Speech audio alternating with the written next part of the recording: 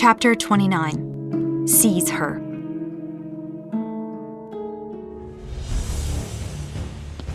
Virginia screamed in fear and charged down the stairs faster. The screeching and wailing cries behind her drew closer and closer.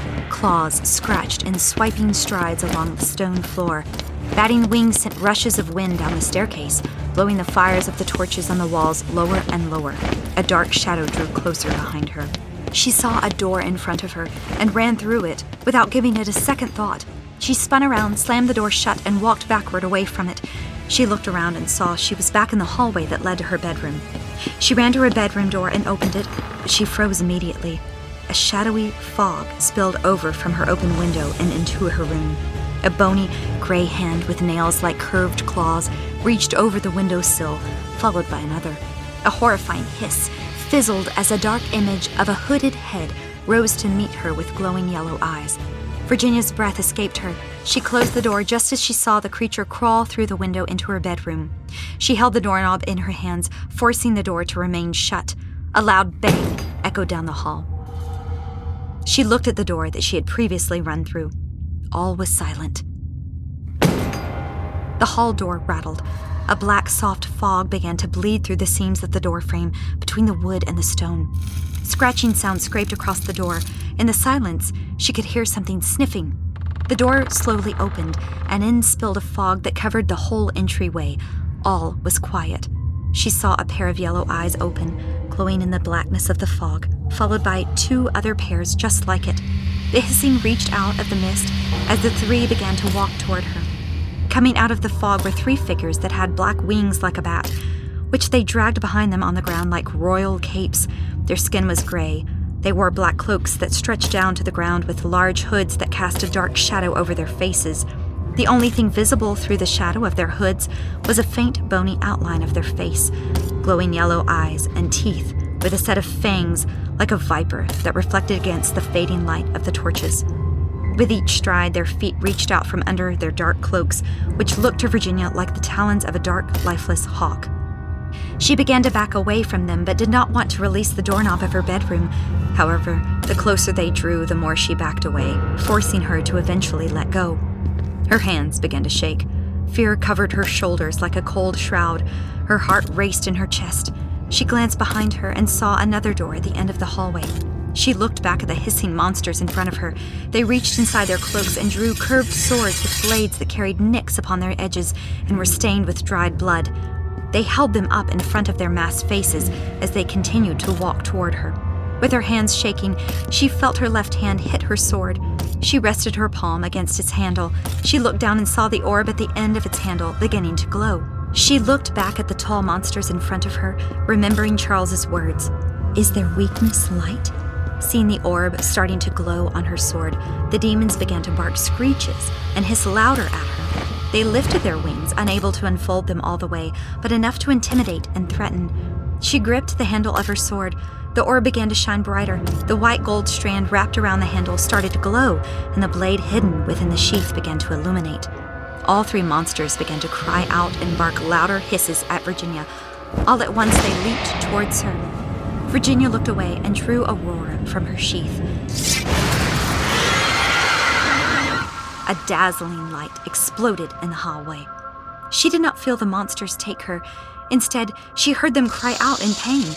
She opened her eyes and saw them falling to their knees, turning their backs from her and shielding their faces with their wings from the splendorous light of the sword. They cried so much in pain that Virginia's ears began to hurt. She held the sword out before her and started stepping towards the door. Seizing her chance, she turned around and took off in a full sprint down the hall. She could hear the fluttering of bat wings scrambling behind her. She reached the door, threw it open, and turned around just in time to see the monsters rising to their feet to charge after her, along with the other ones springing from her bedroom door. She slammed the door shut and looked around. The light of Aurora filled what appeared to be another spiral stairway, identical to the one on the other end of the hall. Across from her, she spotted another wooden door, while above, the stairs spiraled up to the tower. Virginia felt the doorknob tug against her sweaty fingers. She gasped and tried to snap it back into her grip, but it was too late. A shrieking bark behind the door forced her to jump back. Virginia screamed as the devils threw the door open. They screeched a demonic wail that made her skeleton tremble uncontrollably. Virginia tripped and stumbled to the ground. Her sword slipped out of her grip and bounced on the stone floor, stopping at the foot of the other door. Virginia cried in terror and darted her attention back and forth between her weapon and the winged monster stepping through the doorframe. The wraiths shielded their faces against the sword's light, screeching and crying in pain against the light. Nevertheless, they slowly advanced toward her. Virginia turned her attention to her sword. Its light began to retreat into the blade, soon to cast the room into utter darkness. She scrambled to her hands and knees against the smooth, slippery stone floor and crawled over to her weapon. She reached for the hilt when a cold, clammy hand shackled its grip around her ankle and pulled her back. Virginia screamed. She looked over her shoulder and saw an arm reaching through the wall of leathery wings firmly holding onto her leg. She yelled and cried in pain as the long claw nails began to sink into her flesh. She looked back at her sword. In less than a minute, the light would be gone entirely. She felt the devil pull against her leg. Virginia turned around on her back and kicked her free heel into the grave hand fastened around her leg. The devil yelled against the sudden retaliation. His grip loosened just enough for Virginia to slide her ankle out. Seizing her chance, she turned around and lunged for the handle of her sword. Her hand fell inches from the hilt's orb. She felt the cold hand snatch onto her leg again with more force than before. The Nightwings shrieked and wailed in the echoing chambers as one of their group did all he could to reel Virginia into their midst. She looked over her shoulder and saw the grim, hooded face of one of the monsters prodding its head and shoulder out of the folds of their wings, opening its jaws wide as it screamed a ghostly, painful wail at her. Horror seized Virginia's soul as she stared into the skeletal creature before her as the room sank deeper and deeper into darkness. A sudden jump of fear loosened the last drop of courage in her. With her last chance, she turned around on her stomach and threw herself towards her sword. Hope soared through her as she felt her fingertips touch the sword's hilt. She curled the tips of her fingers, trying to hook the handle in her grip. Behind her, she felt the wraiths, not only dragging her close to them, but also felt them stepping closer to her.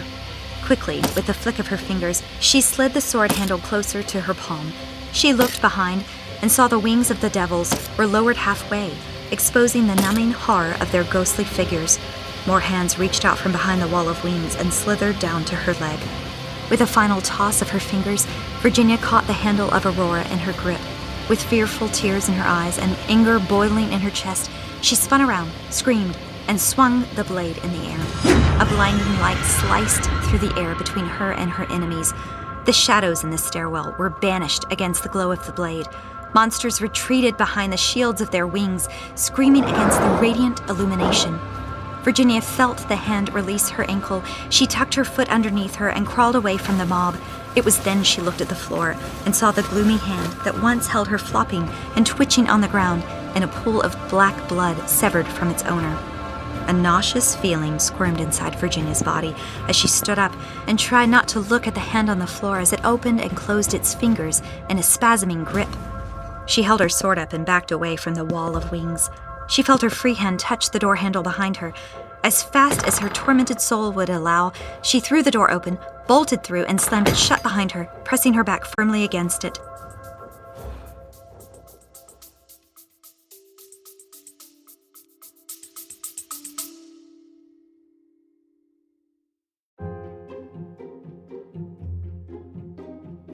Hey everyone, we'll get right back to the episode in just a minute, but first, I wanted to talk to you about early access. You may have noticed those chapters with the locks beside them in your episode feed. Those episodes are the ones available for our early access members. While every episode is released on Thursdays with ads, early access members can enjoy the episodes on Sunday ad-free, ahead of everybody else, for only $5 a month. Not only this, but your $5 contribution to the show helps with supporting the channel and the podcast creation of book number 2. Click the link in the show notes below and join early access benefits while also supporting the channel. And now, back to the episode.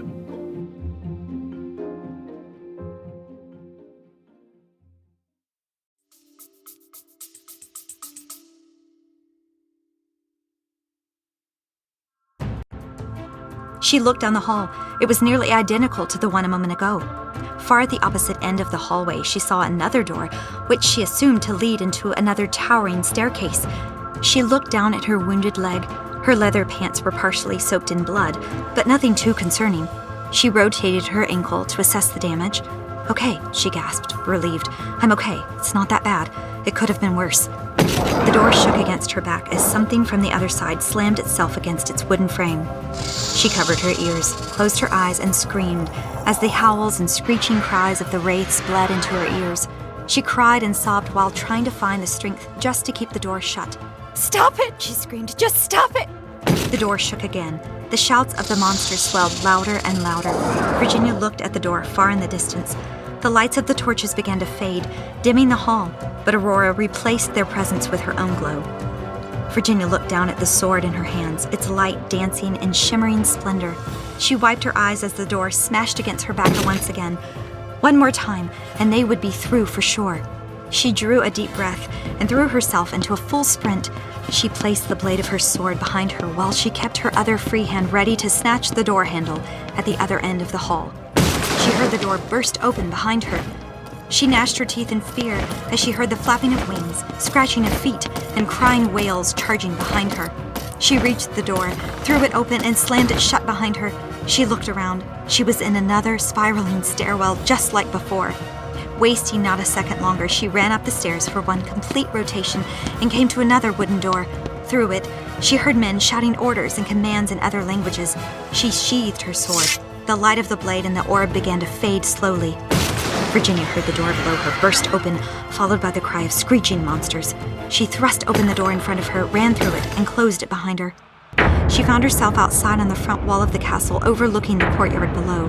The heavens were divided in half, with a black cloud rolling in from the west against a starry sky in the east.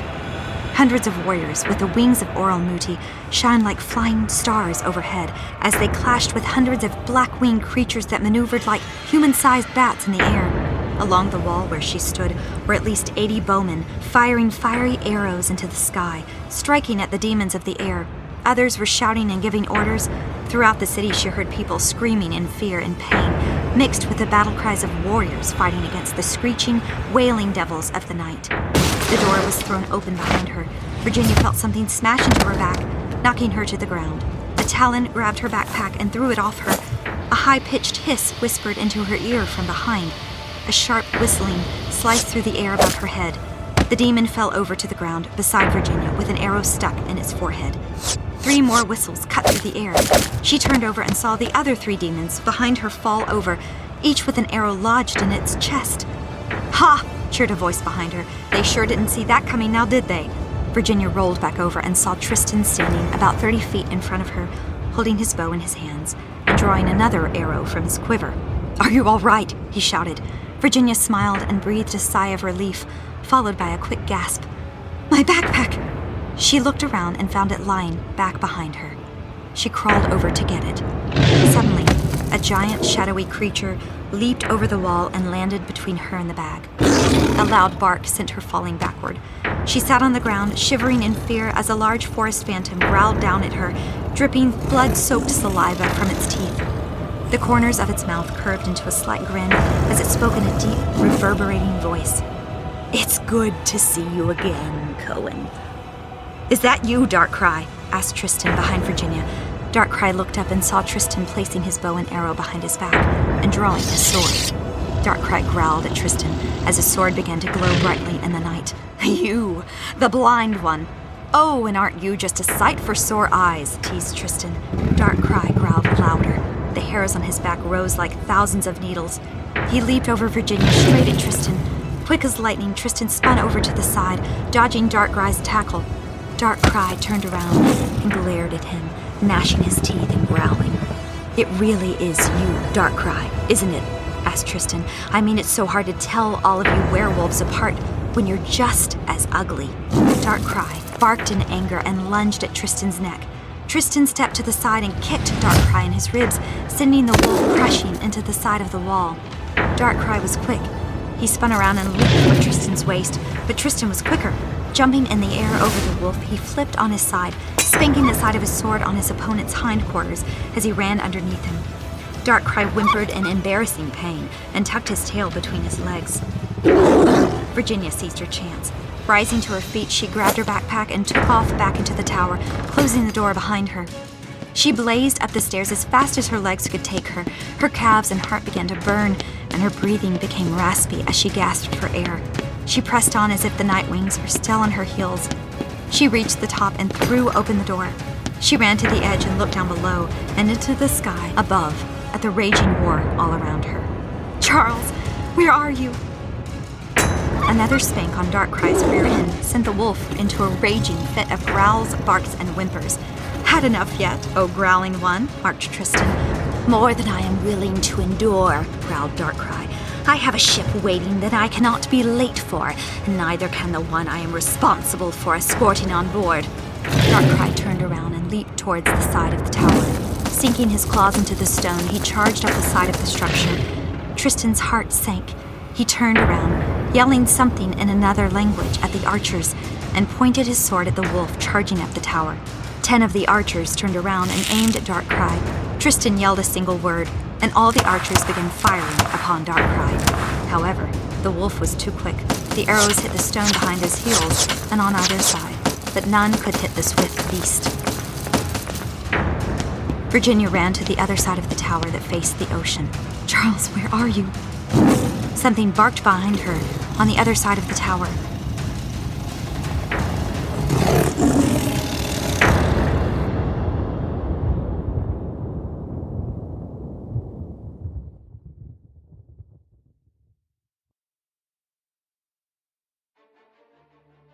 Virginia froze still. Her heart began to quicken inside as she slowly turned around.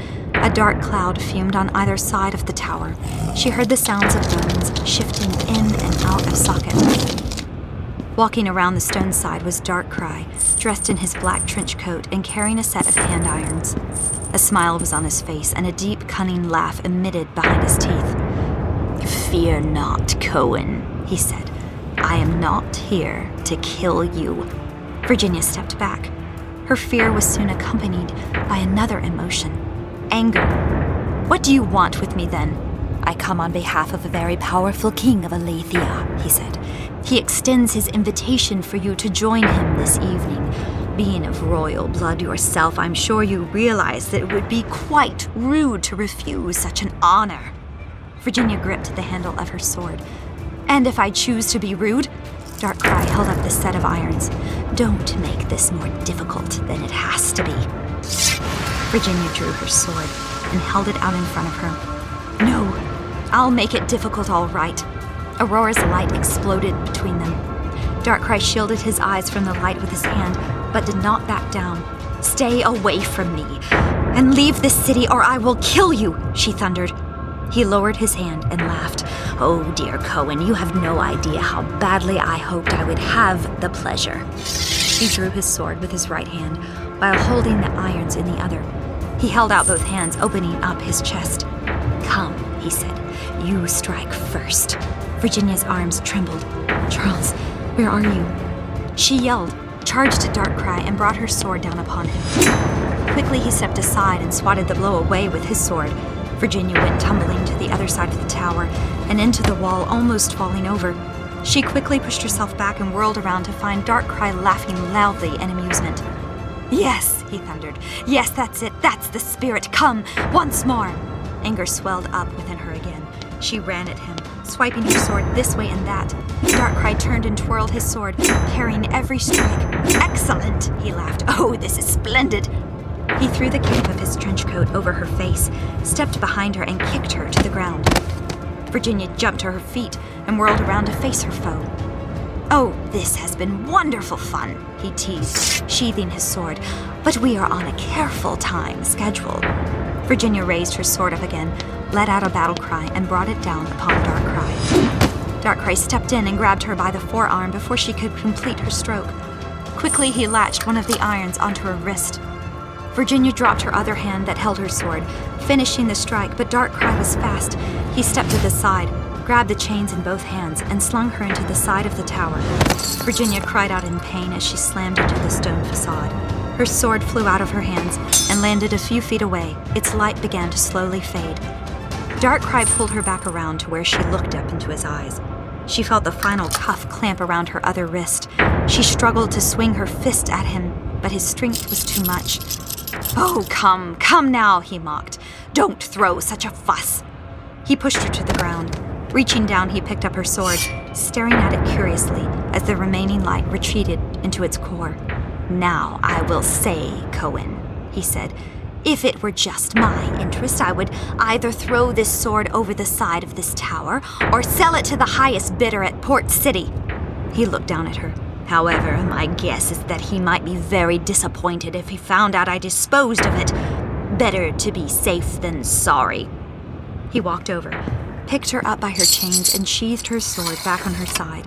"So, for his sake, you will be carrying it for us, to him," he said. Virginia drew her fist back to punch him in the face. Darkcry caught the blow and raised his hand to smack her across the cheek. She closed her eyes and turned her head away. He lowered his hand. "I would have, Cohen. I would have on any other day, but like I said, he's calling the shots now." "He?" questioned Virginia. "I thought you worked for Aniatha." He grinned at her. "Work for? Not so much. But with her, yes. Nevertheless, this is a new leader, one that will finally put an end to this disruptive trouble in Aletheia." Who is he?" Darkcry pulled her over with him to the edge of the tower. A dark cloud began to surround them. "You're about to find out," he said, as his voice changed from human to devil. He placed the chain around his neck. "You wanted to take this the hard way," he barked. The cloud engulfed them both. Virginia could hear and feel his bones shifting beneath his clothing. She felt what was once a trench coat in front of her slowly change to greasy fur. Suddenly, Darkcry leaped over the side of the tower, pulling Virginia down with him. She screamed loudly. Out of the dark cloud leaped Darkcry in his massive wolf form. He reached out for the tower and began to charge down its structure, holding the chain of Virginia's irons in his mouth, like the bridle and bit of a horse. Virginia closed her eyes and took hold of his fur. "Charles!" Tristan threw open the tower door, holding his sword in his hands. A group of soldiers followed behind him. "Virginia!" he called out. A scream emitted below him. He ran to the tower's edge and looked over, seeing Darkcry and Virginia making their way to the bottom. "Oh no." He pulled out a small ram's horn and gave it 3 loud blasts into the sky. Darkcry growled and barked at the sound of the trumpet blast, but he kept his focus ahead of him. He lunged into the air, landed in the middle of the courtyard, and ran towards the city houses. Virginia looked up and saw in front of them a swarm of soldiers with swords drawn, ready to take down the forest phantom. But their attempts were of no avail. Darkcry leaped into the air, soaring over them and landing on the rooftop of the first house. Tristan looked above and saw a bright star falling out of the sky. He stepped back, preparing for its impact. The star landed between Tristan and his men, drawing in its wings closely. "Charles," said Tristan, panting for breath. "What is it?" asked Charles. "I heard the trumpet blast. Is everyone all right up here?" Tristan took a deep breath. He took her.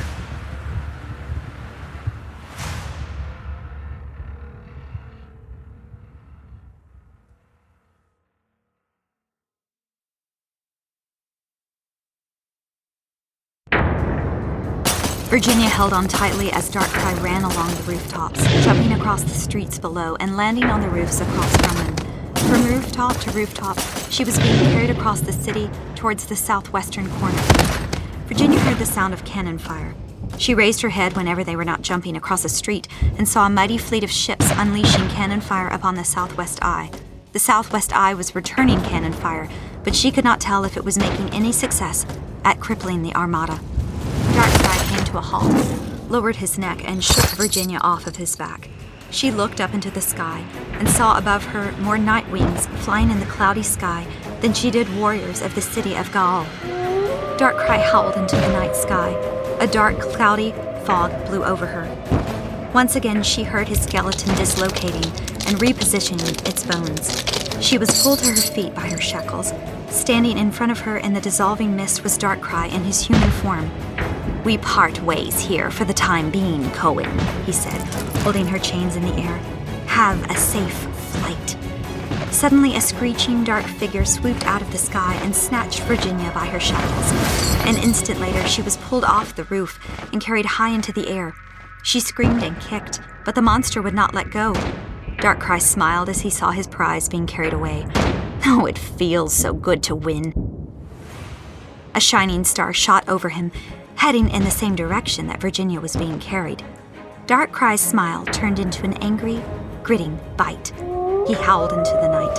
A dark figure swooped out of the sky, grabbed him by the waist with its talons, and took off into the sky. Virginia was taken away from the city below her, then over the sea. She turned her head and realized that the winged devil was taking her straight to one of the ships below. She kicked and screamed, but nothing shook this demon off her. The sound of an eagle cried above them. Virginia looked up and saw a shooting star diving out of the heavens. Quick as a flash, it swiped down upon the Nightwing, slicing its head off. The monster cried in pain, but dissolved into a vaporing smoke. Virginia felt its grip no longer on her, and she fell from the sky towards the waters below. A hand reached out, caught her by the middle, and drew her close. She did not need to ask. She threw her chains behind his head and buried her head into his neck. "Don't leave me." "Are you okay?" asked Charles. Virginia nodded her head against his neck. "Don't let me go." Several shrilling cries echoed from behind them. Charles looked behind them and saw 6 Nightwings in pursuit. He looked down at the fleet of ships below. "Hang on," he said. Virginia felt him hold her tighter. Like a missile out of the sky, Charles folded his wings together and dove straight to the ocean. Quickly, he opened his wings just in time before hitting the waters, swiftly darting through the lines of ships. The Nightwings flew after them, shrieking and crying all the way. Charles pivoted and folded his wings this way and that, dodging vessels, barrel rolling over ships' port decks. He heavily clapped his wings to increase his speed. Virginia closed her eyes, hearing cannon fire all around them, gunshots from long rifles, and crewmen shouting upon their ships at them. The Nightwings behind Charles almost mimicked his every movement as they soared over, between, and around ships, never losing their distance from him. Charles changed directions and flew upward into the heavens. Virginia looked down and saw the Nightwings changing their direction and racing up with them in hot pursuit. Charles kept flying into the sky, climbing faster and faster. They reached the clouds, yet Charles did not stop climbing. They ripped through the top of the clouds and into a field of absolute silence. Virginia opened her eyes. Above her were thousands of stars and the moon shining down upon them. She pulled her head back and looked into Charles's eyes. His face was covered in sweat and sprinkled with blood from the battle below. She placed her hand across the side of his face. "Don't go back. Please, can we just stay here somehow?" The silence was interrupted by screeching cries from below. Charles leaned back and dove down towards the cloud, his sword ready in his hand. Ripping through the clouds, one behind the other, were 5 Nightwings with their swords in hand.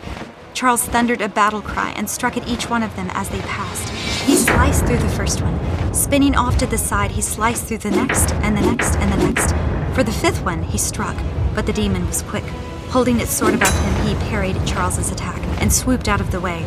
They were almost at the clouds when a 6th one, carrying Darkrai, ripped through and rammed head-on into Virginia and Charles. In a split second, Virginia and Charles were knocked apart from each other.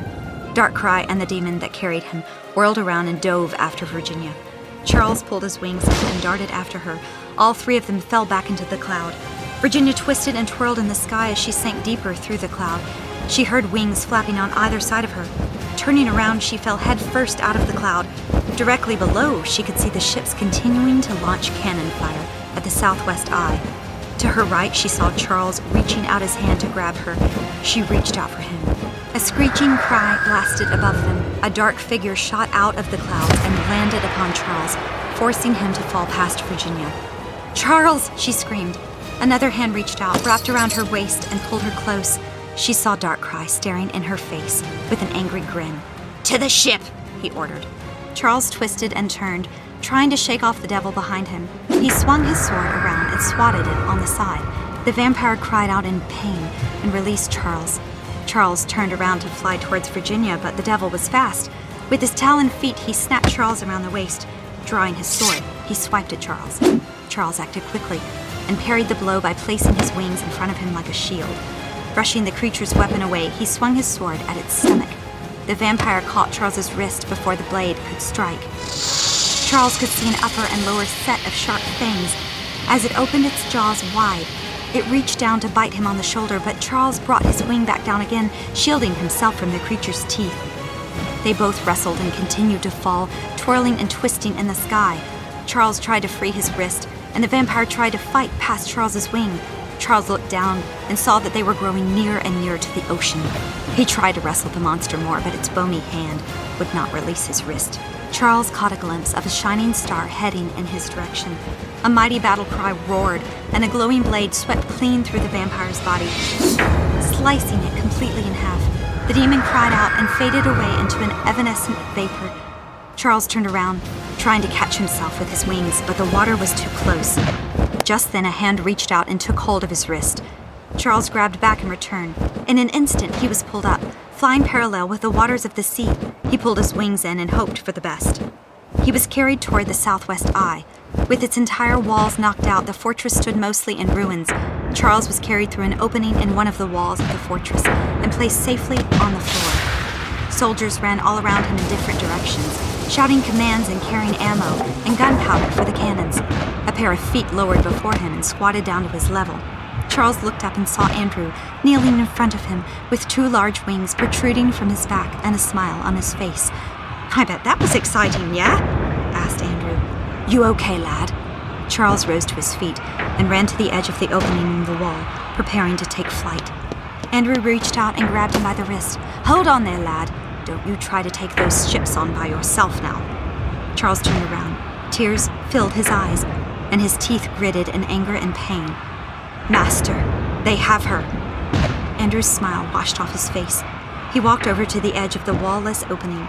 Looking out over the waters, he saw a single vampire landing on a ship, carrying something in its grip.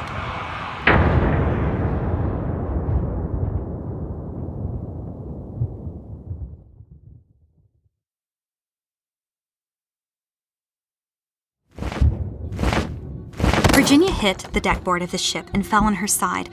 The vampire released his grip around Darkcry's waist and soared off into the sky. Darkcry reached down and pulled Virginia up by her chains. Surrounding her were men dressed like pirates, laughing and catcalling at her. She backed up but realized that she backed up into Darkcry. She moved away from him but realized she was retreating toward the pirates. The pirates moved in closer to her. "Tell you what, love," said one. "Come sleep with me tonight and I'll make sure you stay warm in this cool weather." "Oh no," shouted another. "She wants to come with me. Just look at that desire on her face." "You'll have to fight me for her first, you scumbag," thundered another. A man reached out to grab Virginia by her hair. A gunshot was fired. The man extending his arm fell to the ground dead, with a bullet hole running through his chest. All men on deck stood still and looked toward the ship's helm. Virginia followed their gaze and saw standing before the railing of the helm a silhouette outline of a man aiming a pistol in their direction. He handed the gun off to someone standing beside him. The man placed both of his hands on the railing. "Every one of you who tries to lay a hand upon our honored guest will suffer the same fate as that poor fool," he said. Sliding one hand along the hand railing, he made his way down the stairs and onto the deck of the ship. The moonlight broke through the clouds, shedding a blade of light upon the man. Standing before Virginia was a man in his early 20s. He had silver, straight, long hair that ran down to the middle of his back. He wore a charcoal gray suit and vest, a burgundy shirt underneath, and an ascot as red as a rose fastened around his neck. His eyes were blue, beautiful, and captivating, and his skin was olive tan. His voice was deep and soothing, seeking deep into the belly. "My lady," he said, "I can assure you no one aboard this ship will lift a finger to harm you." Virginia looked at Darkcry, who rolled his eyes and looked away. "Who are you?" she asked the stranger. "Someone who wants to put an end to your suffering," he said.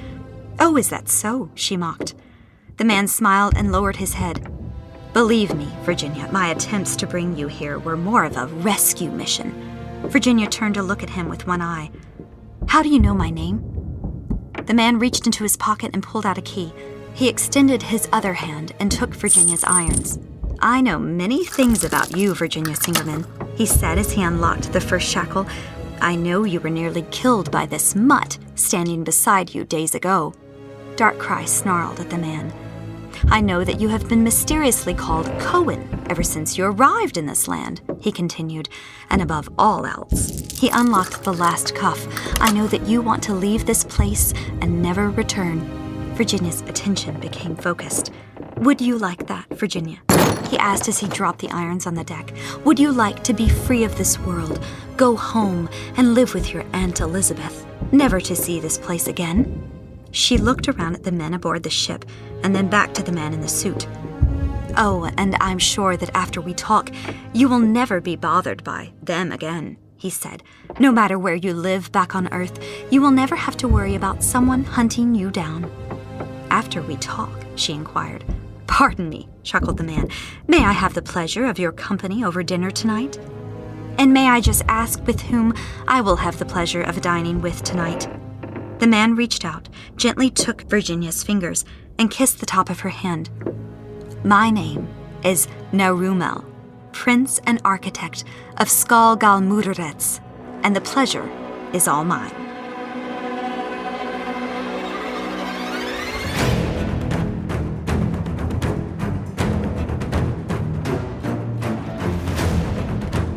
This is the end of Chapter 29. Tune in next Thursday for Chapter 30. If you'd like to listen to the next chapter ad-free ahead of everyone else, then subscribe to Early Access and tune in on Sunday.